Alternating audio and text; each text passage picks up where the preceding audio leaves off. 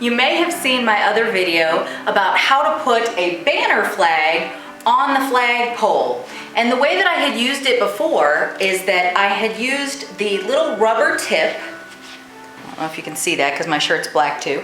Anyway, the little rubber tip that holds the telescoping crappie pole in when it's in the closed position, I had used to keep the tip from poking through the silk, okay? So basically the tip would just stick inside of this, and then this would go at the very top of the flag to keep it from poking through. But what I discovered is, through much trial and error at my own church and many flag repairs, was that that doesn't work so well unless the person understands how the flag is constructed. So if you are buying a flag, a banner flag, for your own personal use, that's going to be a great way to do it, okay? And it's going to be more gentle on the silk. But if you're going to be using your flag someplace where you're going to be handing it off to people who aren't going to know how to use it, where you're not going to be able to control it as much, like in a church environment where it's going to be left available for anybody to use it, what I've discovered is there's a better way.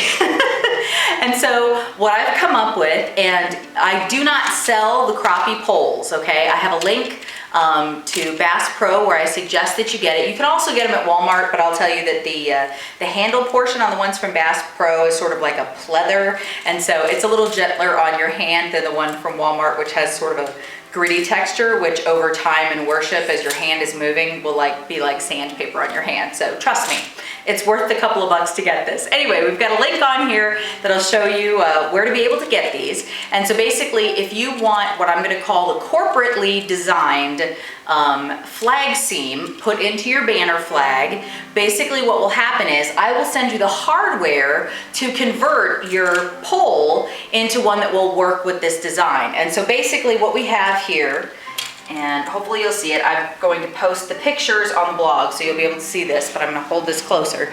So what you'll see here is you have a small piece of gold wire, and then you have, this is some type of fishing something, I don't even know what it is, but essentially what you're going to do is you're going to put the wire through the loop on the end of the fishing thing, like that, if you can see that, and then you're going to attach it to the top of the top piece on your pole.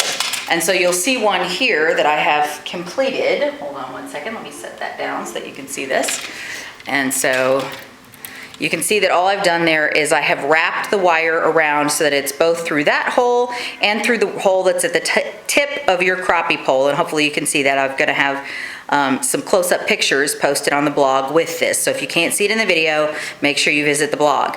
And then in essence, what you're going to do is you're going to use this, which opens, okay, like that, and you're going to hook this onto the actual silk.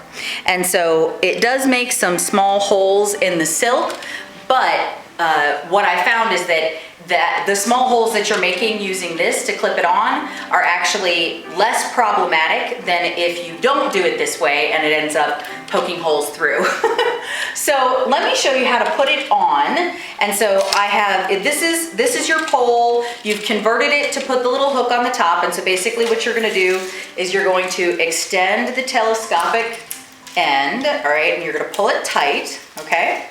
And I'm going to set this aside. I'm going to actually put it in my pocket so I don't lose it. I don't need that piece when I'm using this design, the corporately designed flag. Okay, now I have here a banner flag, and I can tell this is the top. It's open, but there is no elastic here, so I know this is my top end.